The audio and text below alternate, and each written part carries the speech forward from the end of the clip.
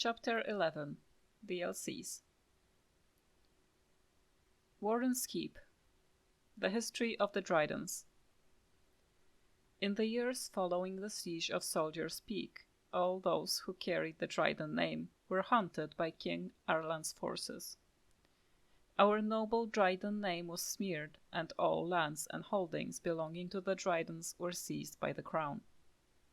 The king feared that the rebellion started by Sophia would be kept alive, but her loyal friends and family, and anyone with connections to the Drydens, suffered greatly. It is little wonder, then, that the few remaining Drydens found themselves with no allies and nowhere to turn. Tobin Dryden, Sophia's brother and guardian of her young son, had no choice but to flee Ferelden. Tobin bought passage to Antiva on a merchant vessel, and travelled under the name De Rocher. Once in Antiva, Tobin set about building a new, quiet life for himself and his nephew. He started a small business and eventually made a name for himself as a trader. The De Rocher merchant family prospered, and the name Dryden was almost forgotten. However, in 815 Blessed, Sylvie de Rocher uncovered old documents belonging to Tobin and pieced together the family's history. In her pride, and perhaps in her naivete, Sylvie reclaimed the name Dryden and returned to Ferelden. King Arlan lies dead, and the Dryden name lives on. Our family has survived, even thrived, since the death of Sophia Dryden. The nobles of Ferelden may still spit on the Dryden name, but we Drydens know that Sophia Dryden was greater than them, almost a queen, and a hero of the people of Ferelden. From the personal files of Levi Dryden, merchant. The History of Soldier's Peak. Chapter 1. The Grey Warden's base at Soldier's Peak was built in the middle of the Glory Age, several decades after the Second Blight was ended. Before then, Grey Wardens in Ferelden would take up residence in castles and forts that belonged to the generous nobles. Warden Commander Gaspar Asturian desired a fortified headquarters where his forces could train and live. He planned that Soldier's Peak would be a city unto itself. The defeat of the Darkspawn and the Archdemons Ezekiel was fresh in the minds of Ferelden people, and many were willing to donate gold to build Commander Asturian's fortress. Soldier's Peak was fully completed within 10 years, and dedicated to the Maker in 234 Glory. From the History of Grey Wardens in Ferelden, by Brother Genetivi, Chantry Scholar. Chapter 2. As he approached his 60th year, rumors swirled that the corruption in Warden Commander Asturian's blood was beginning to take its toll. According to reports from that time, the commander experienced terrifying waking dreams and heard his name whispered from the dark corners of Soldier's Peak. It is said that Asturian would spend hours locked up alone in the great hall of the base, muttering to himself, though no one was ever able to make out what he was saying. Many also believed that Asturian began, in secret, to draw up plans to expand his fortress, adding it to hidden passages and alcoves, all to protect himself from the shadows that pursued him. No one knows whether Asturian was able to complete his project, for his deterioration had become obvious to anyone who spent any amount of time with him. He was quickly replaced by Warden Commander Frida Halwig. Asturian was taken to Orzammar, where he submitted to the calling, the last rite of the Grey Wardens, and went to his death with honor. Chapter 3. After Asturian's death, the rumors and theories became increasingly outlandish. One of the more ridiculous rumors told of Asturian's infatuation with an elven princess of lore, whom he was trying to resurrect in a secret ritual chamber for the use of blood magic, and princess's favorite food, raspberry jam. Warden Commander Frida Halwig launched a thorough investigation into Asturian's secret plans, but was unable to uncover the evidence that anything in Soldier's Peak has been changed. Commander Halwig declared that the rumors about Asturian were a slight on his memory, and that anyone found repeating them would be hardly punished. The stories were thus silenced. Chapter 4. There was one mystery, however, that persisted, and this mystery perplexed even Commander Halwick herself. When Commander Asturian went to his calling in the deep roads, he did not have in his hand his sword, Asturian's might, forged for him by dwarven smiths, and presented to him upon the completion of Soldier's Peak. Nor did he pass the sword on to his successor, or to any other Grey Warden. While some maintained that Asturian had simply destroyed the sword in his dotage, others believed he had stashed it away somewhere in Soldier's Peak. One young warden claimed that Asturian had once grabbed him by the shoulders, fixed him with an unwavering gaze, and said, "The sword will remind you what it is to be a warden. Speak your oath to me. When the shadows come, you must speak the words." What this was supposed to mean was never made clear. From the History of Grey Wardens in Ferelden by Brother Genevieve, Chantry Scholar. Sophia Dryden. Sophia Dryden in Ferelden's light, and her most brilliant jewel. Nothing on this earth can ever quench her fire. Arlessa Sophia Dryden was the young Arland's rival for the throne of Ferelden. Dryden was a strong and charismatic leader, with much support from the banner. When Arland finally won the crown, Dryden refused to relent. She pushed her claim, was caught, and accused of treason. Her sympathizers continued to support her, however. In order to appease them, Dryden was soon paired execution, and forced to join the Grey Wardens instead. Dryden survived the joining and dazzled the Grey Wardens at Soldier's Peak with her leadership skills and charm. She eventually rose through the ranks to become Warden Commander of Ferelden.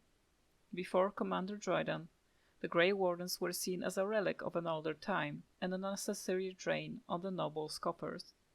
Dryden, however, with her political connections, reinvigorated the Wardens and rapidly increased their numbers. In the meantime, Arland proved himself a devious king, willing to go to brutal lengths to silence his opponents. Arland's reign of terror grew worse with each passing year, and some of the bands approached Commander Dryden in desperation, begging her to intercede. She agreed, and thus was the rebellion against King Arland born. Arland learned of the rebellion and took steps to end it. He publicly suspended all tithing to the Grey Wardens, and declared that they were no longer welcome in Ferelden. Some of the Wardens, mindful that they were supposed to remain politically neutral, felt disgraced by Dryden's involvement in Ferelden politics, and left her side, even as the king's forces lay siege to Soldier's Peak. The siege took months and ended with the death of Sophia Dryden. From the personal files of Levi Dryden, merchant. Addendum. King Arland had driven the Grey Wardens from Ferelden, and after the siege of Soldier's Peak the base was abandoned. When Soldier's Peak was finally entered again for the first time in centuries, it was discovered that Sophia Dryden had been possessed by a demon. Sophia Dryden's Journal. 21st Elvista. It is done. The nobles have thrown their lot in with Arland. Arland the snot-nosed man-child. Arland who did not walk till he was in his 5th year. Arland who had to be pride of his nursemaid's breast not 2 years ago. Or so it is whispered. The Terns and the Arls believe him to be a simpleton and easily led, but I have seen something in the boy's eye, and it terrifies me. 10 Moriolis. I watched the summer day procession from a room high in Fort Draken. The regent has me for treason, when my only guilt of its being true to my country and my heart.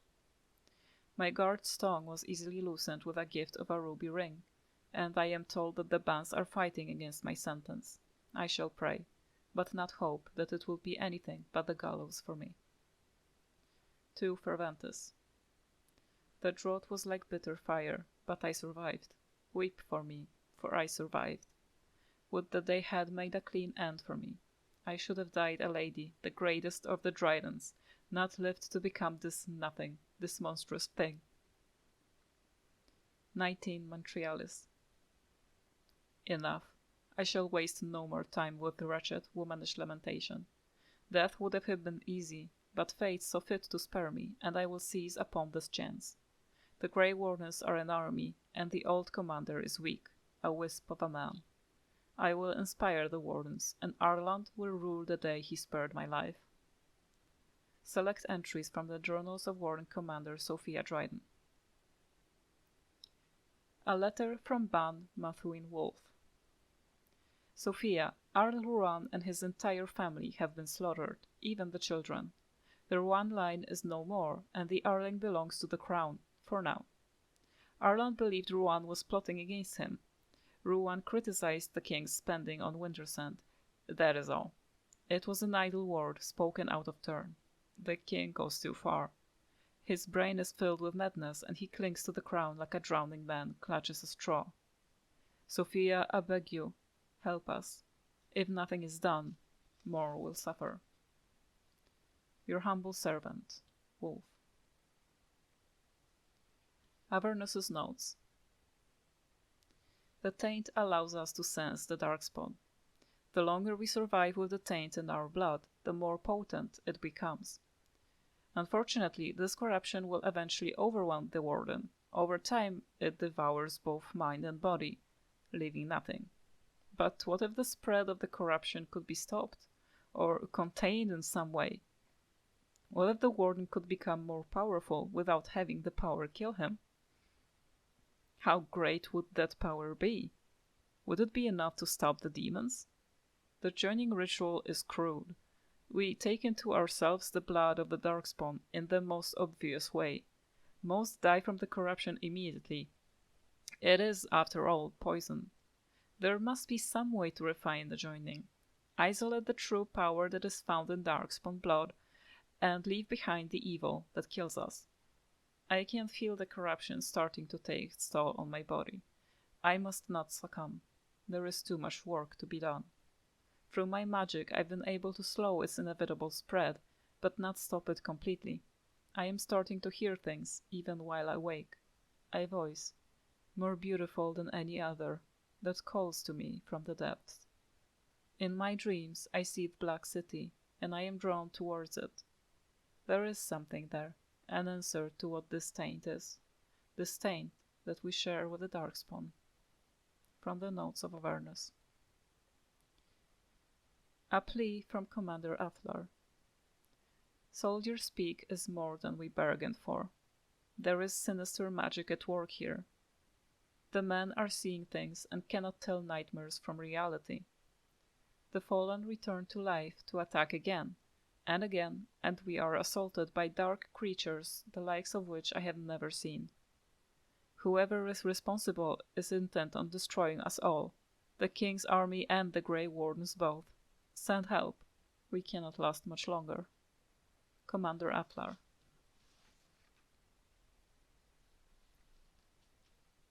The Stone Prisoner. Shale. What can I say? I have a heart of stone.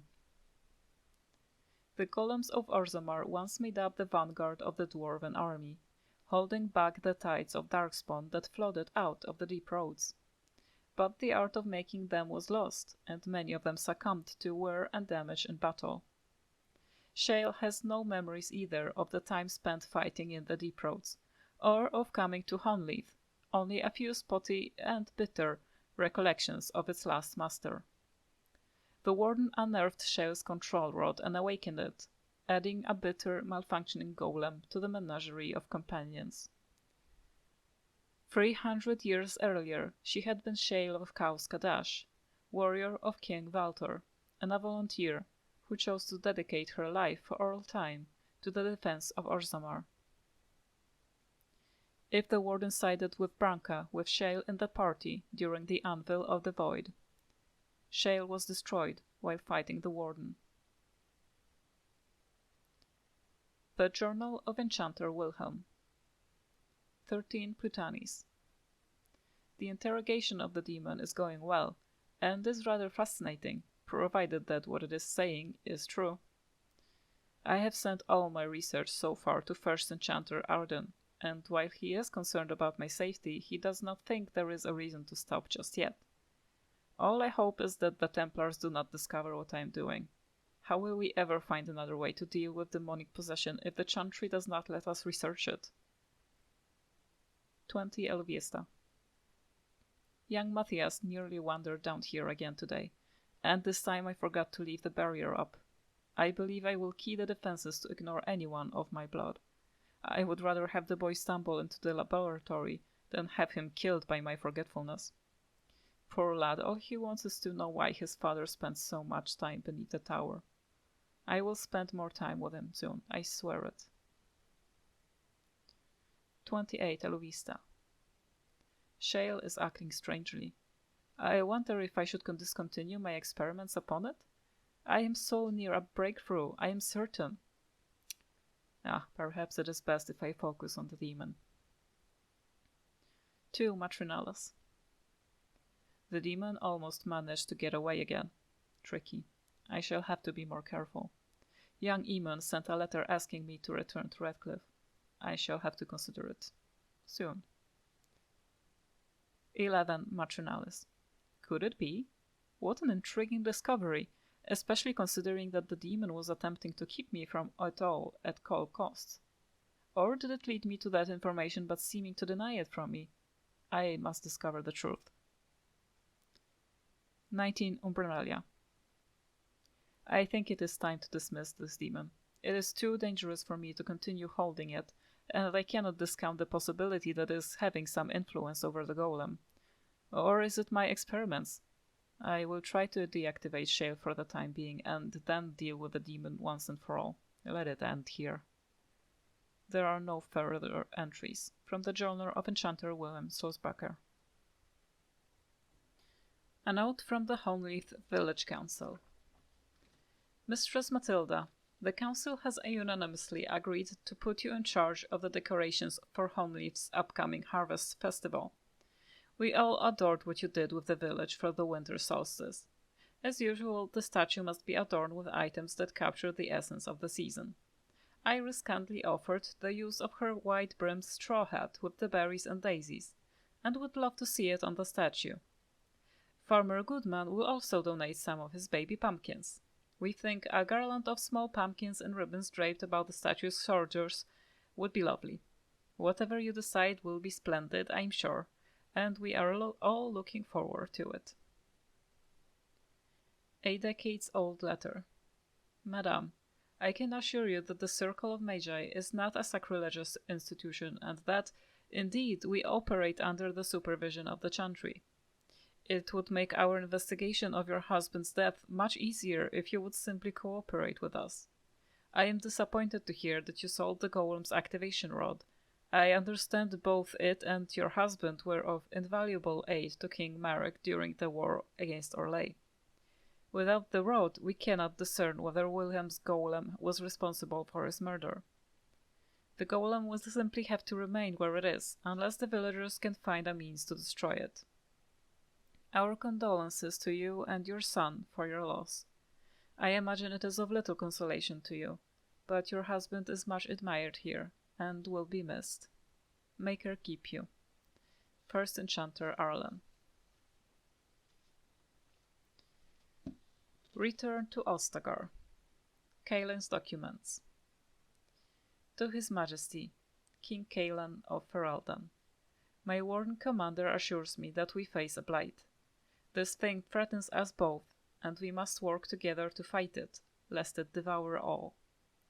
Our two nations have not had a happy history, but that is all it is. History. It is the future that is at stake now. Let us put aside our father's disagreements so that we may secure the future for both of our countries.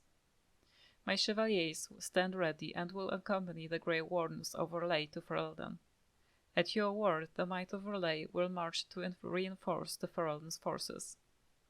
Sincerely, Empress Celine I. Page 2. Your Majesty, my men will arrive as soon as possible to bolster your forces.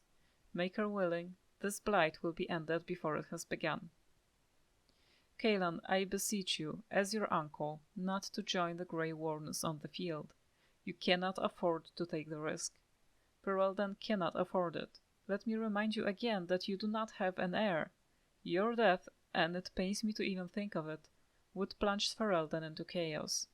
And yes, perhaps when this is over you will allow me to bring up the subject of your heir. While a son from both the Theron and Mactyr lines would unite Ferelden like no other, we must accept that perhaps this can never be. The Queen approaches her 30th year, and her ability to give you a child lessens with each passing month. I submit to you again that it might be time to put Honora aside.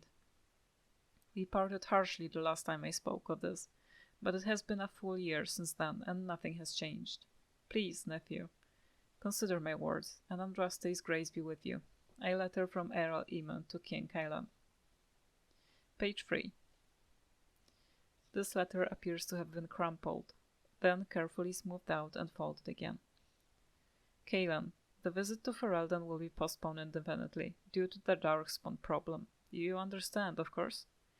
The Darkspawn have odd timing, don't they? Let us deal with them first. Once that is done, we can further discuss a permanent alliance between Orlais and Ferelden. A note written in an uncharacteristically familiar tone from Empress Selene to King Kaelan. Darkspawn Chronicles. Oghren.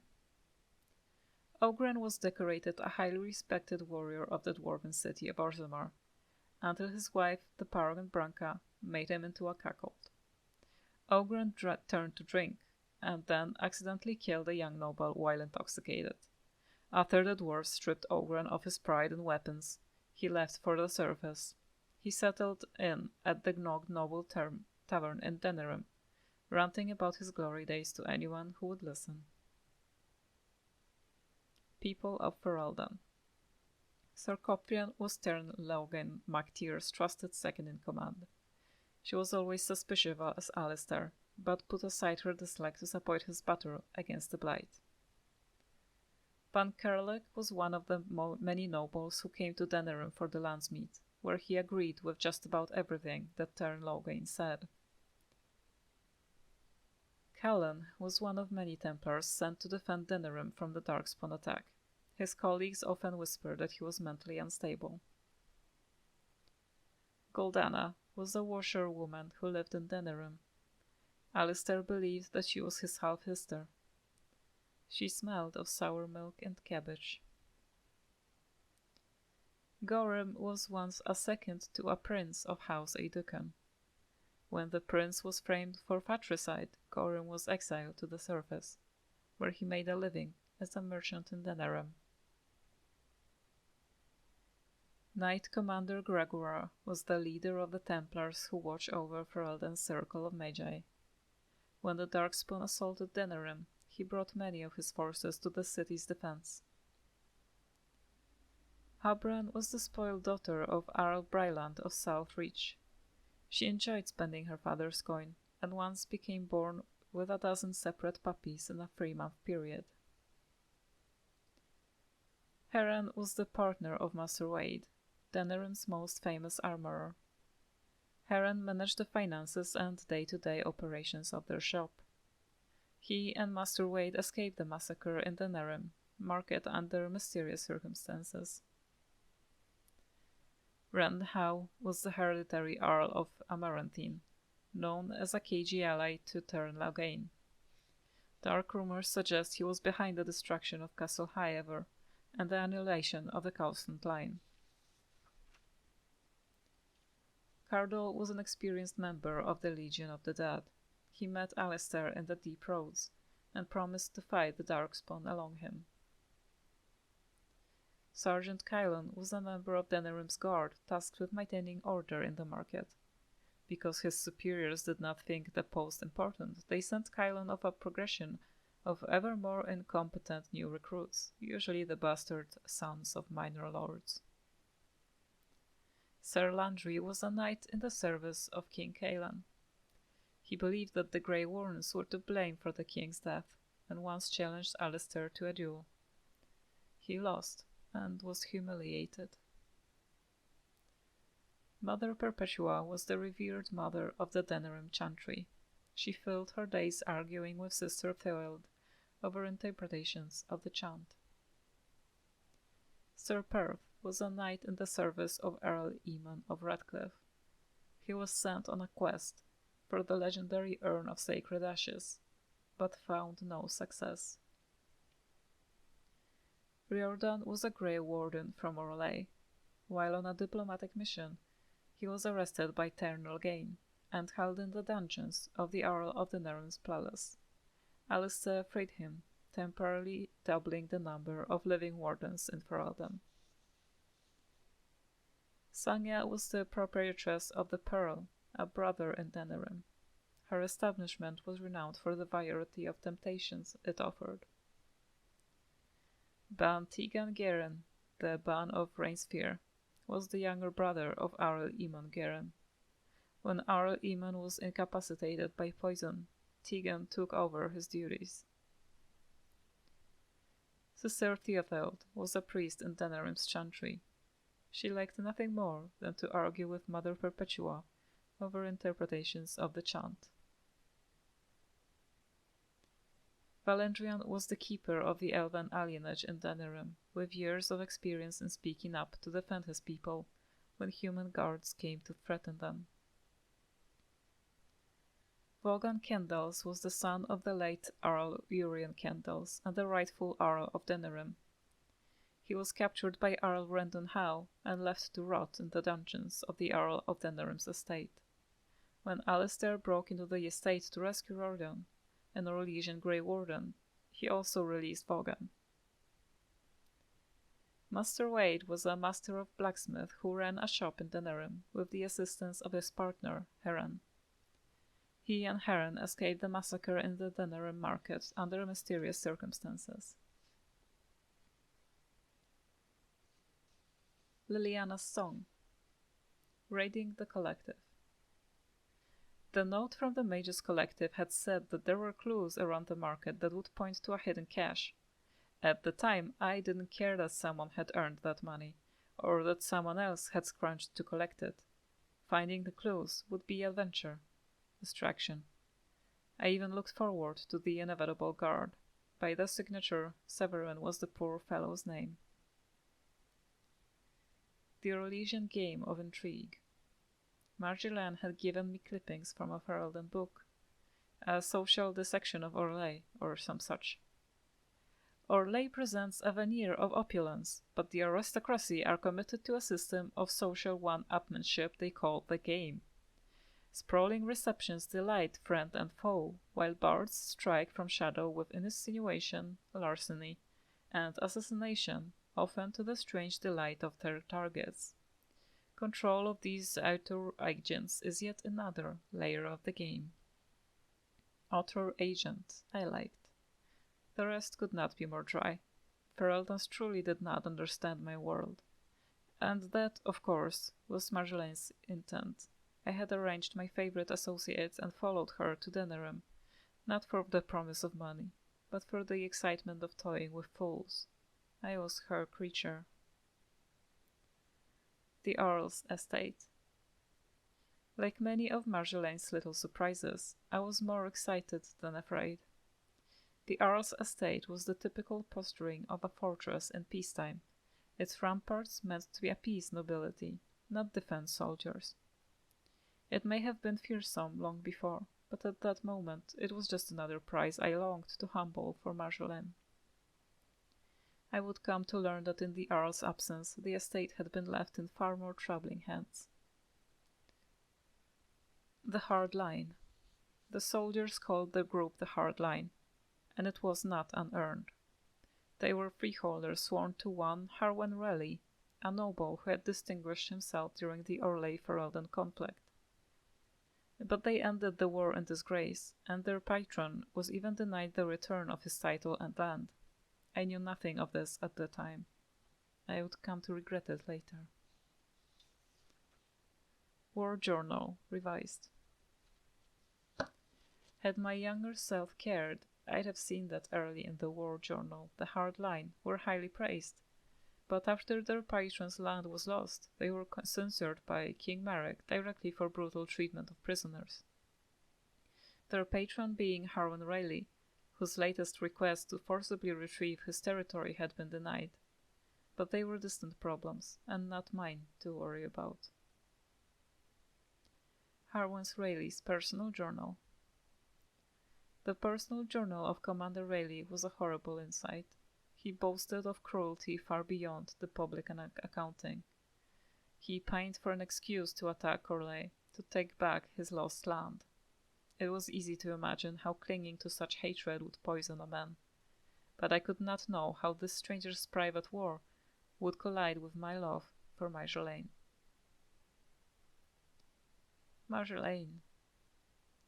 Marjolaine commanded fear, respect, and a high price. She was the Orlesian aristocracy's answer, with the next step in Riverlea was to end it. And she was everything I wanted to be. She never spoke of herself, never gave hints of who she was away from the game, but she always seemed to know how to captivate us. She was a mentor, not a leader. She suggested, and others grew wealthy in her shadow. At that time I only casually noted that the Marjolaine's satchel held just the bare essential for travel.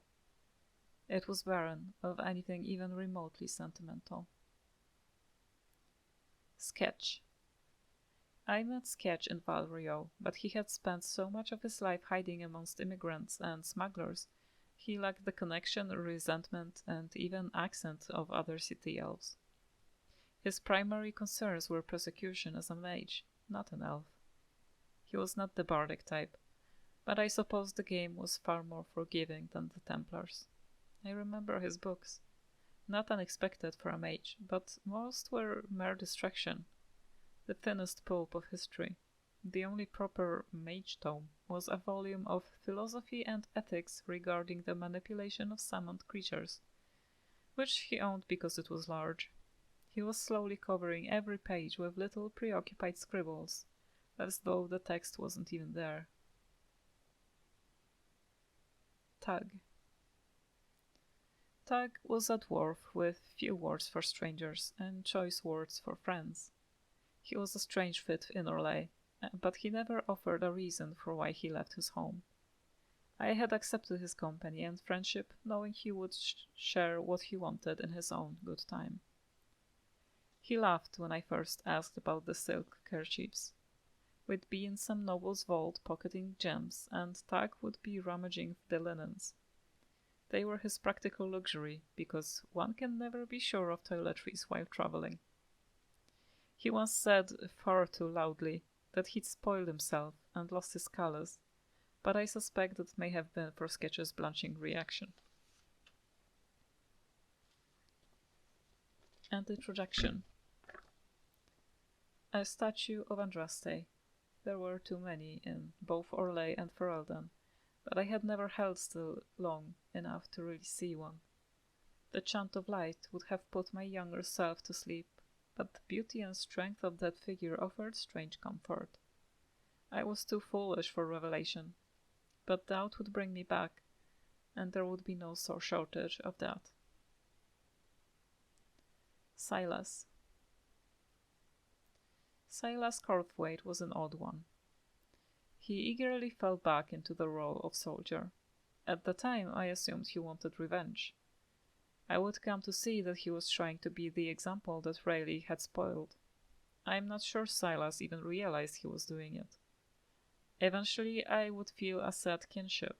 Marjolaine had offered it my profession in a similar way. Silas had been stripped of everything, so he had nothing personal to show his nature. But there was something about the way he looked at the trappings of the chantry, especially the candles.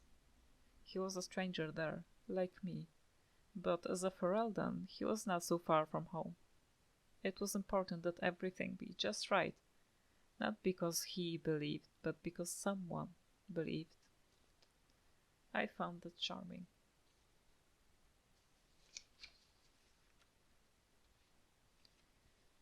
The Golems of Amgarak. A Bronto named Snag. Years ago, Jarek saved a young, injured Bronto from the Darkspawn. The Bronto took to Jarek immediately and refused to leave his side. It even started sleeping under Jarek's bed, even though the space was far too snug for him. Jared started calling the Bronto Snug, and the name stuck. Snug is extremely protective of Jarek and will defend him to the death. The Harvester. The Harvester is the product of a misguided attempt to recreate Paragon Karadin's research to build golems for Orzammar.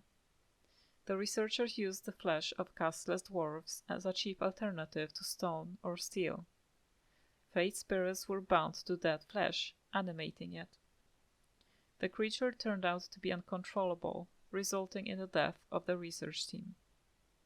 The Harvester appears to be a twisted construct of rotting, flailing limbs with disappropriately large head.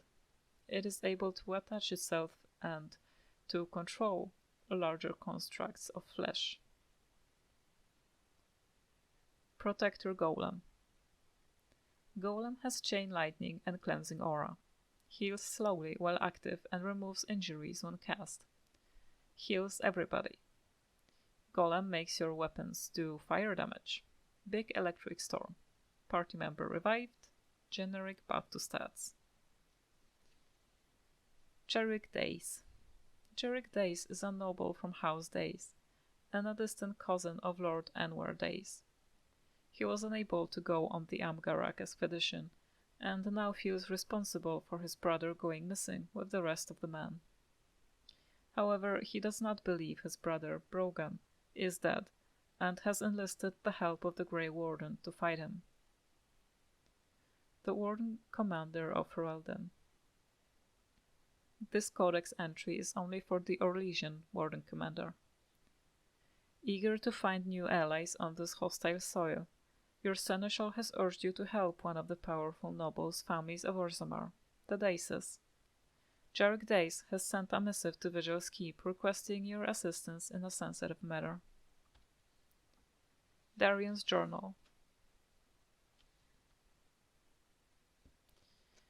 We learned of an old laboratory called Amgarak, where a man of Orzammar and a mage of Tevinter were attempting to recreate Karadin's work. Amgarak was mentioned in Branka's notes, although why she did not pursue it is a mystery. They used not stone or metal, but flesh. Flesh of the dying, the diseased, and the castless. We found evidence of this. A putrefying construct of meat and bone. It looked awkward and headless, and the stench was unbearable. The switches divert delirium streams, causing unpredictable effects. Sometimes it even alters the environment, changing it to look, even feel, different. It must be magic, but our understanding of such things is limited. There is something in here with us. They called it the Harvester. They knew it was a terrible mistake, and used magic to trap it within these tunnels. Our foolish greed led us here, and now we are trapped along with it. Our only hope of escape is to destroy everything. The creature, the research, the magic that sustains this place. They are all tied together. I must get to the forge, but it is locked. Only a specific combination of switches will work. I must think more on this. It found a body, rotting flesh harvested from the dead. It ripped them all apart and used them. Pelted with heads of friends, tripped in their entrails, ran, still alive. Only one alive. I can still hear it out there. It knows I'm here. I cannot get back to the forge. I found a golem control rod. The golems are keeping it away for now. There's a shaft of light here. I can see my escape, but I cannot reach it. The ground is too damp, the rocks too slick. I could go out there and make it quick, or stay here. Death is certain, either way. Ancient Writings. Notes scribbled on old, moldy parchment. Very little remains of Cardan's writings. The memories say the paragon destroyed much of his own research. What madness would drive him to do such a thing? King Baltor preserved what he could. Thanks to him, we have something to work from. Nerida, my mage colleague, believes lyrium is the key. I have ordered more iron from the Miners' Guild. The shaft rats will deny this request, citing our waste of good iron, but I've prepared for this eventuality. I've come up with an alternative. The castless.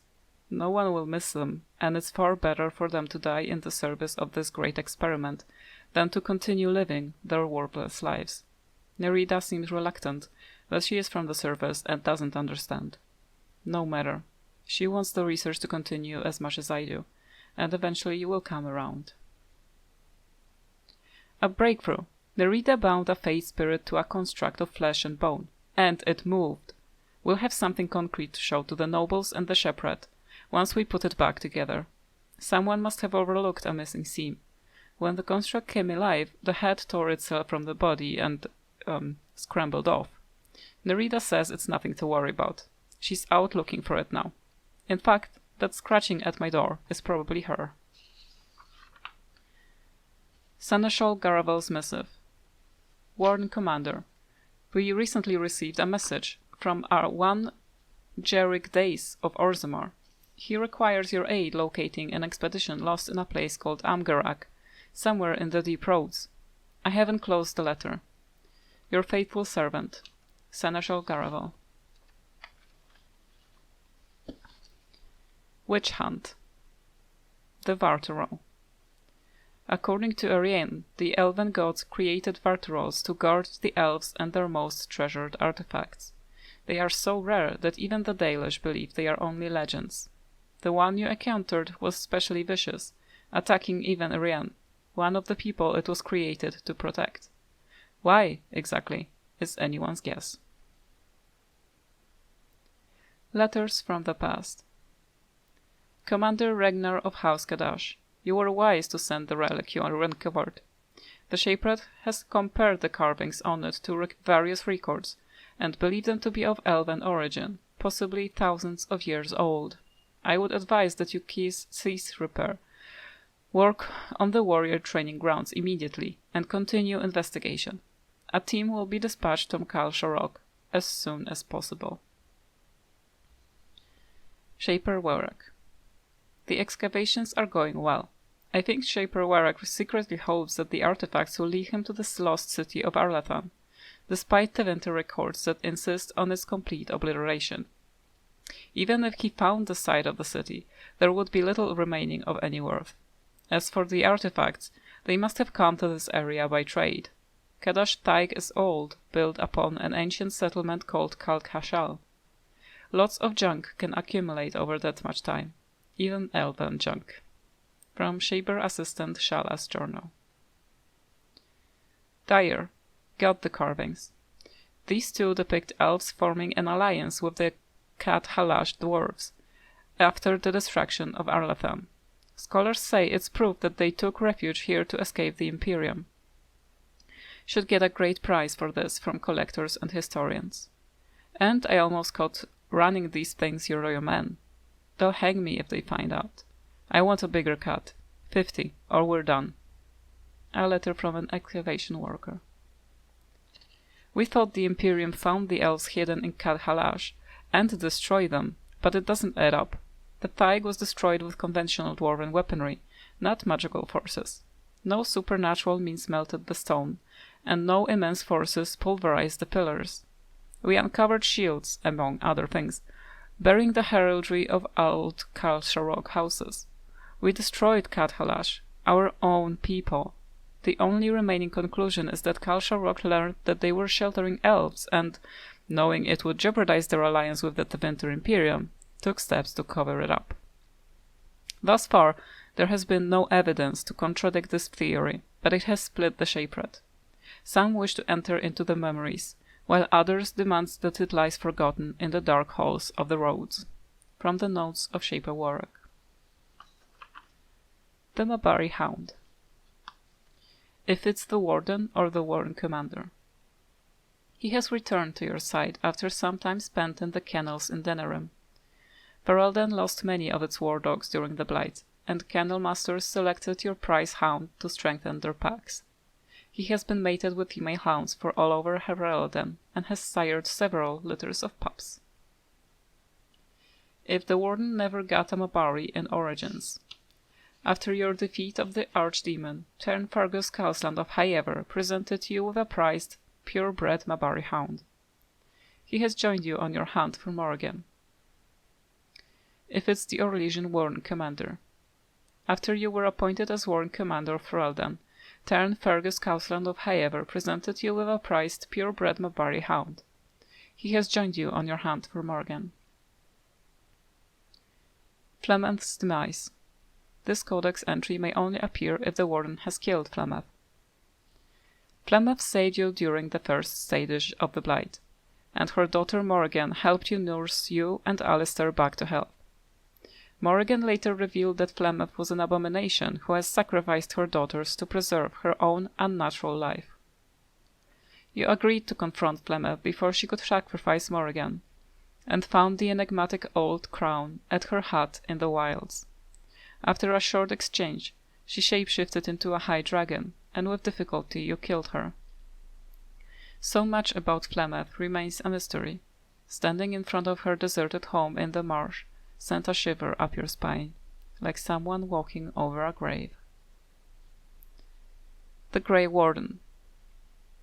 This Codex entry is only for the Orlesian Warden Commander.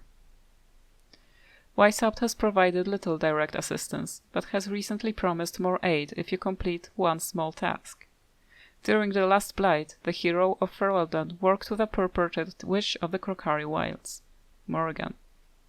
The role she and her mother, Flameth, played in the Blight has caused a great deal of concern to the First Warden. Although scarce on details, the First Warden is offering considerable support if you find Morrigan and acquire some information. What information you need to attain, though, is frustratingly vague. After you send scouts to track down Morrigan, you discover that you are not alone in looking for her. The Templars believe that she is a dangerous blood mage and are offering a high price for her elimination, and the Crown has soldiers looking for her in southern Ferelden. Morrigan has ignited controversy in your ranks too. Some believe she should be found and killed, such as your seneschal, Garevel, while others believe she should be spared if she cooperates and answers some questions. Your scouts recently uncovered the location of Flameth's hut, and report unusual activity in the area. Random recipes. Ellie's exploding elixirs. A good explosion will always spice things up. This volume of knowledge showed you recipes to make dispel grenades, elemental grenades, and salroot bombs. Franny's recipes. This wise herbalist collection of information showed you recipes to make superb health poultices and potent lyrium potions.